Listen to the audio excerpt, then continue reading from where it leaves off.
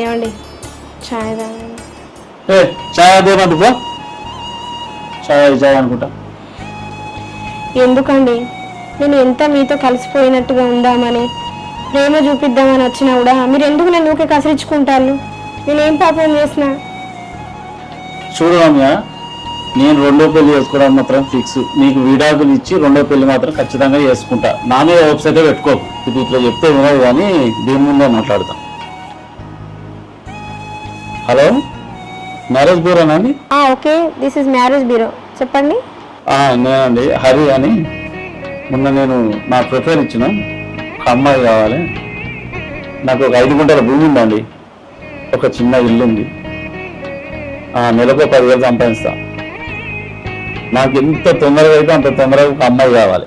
చూడండి హరి గారు, మీకు 10,000 శాలరీ ఉంటేనో, చిన్న ఇల్లు ఉంటేనో, 5 గుంటల భూమి ఉంటేనో వర్కౌట్ కాదండి. మినిమం మీకు ఒక 50,000 జీతం, తర్వాత గవర్నమెంట్ జాబ్ ఉంటేనే మీ ప్రొఫైల్ అనేది ఫార్వర్డ్ చేయాల్సి వస్తుంది. సరే, ఓకే. వింటున్నారా అంకుల్? ఇంకోసారి చెప్పమంటారా?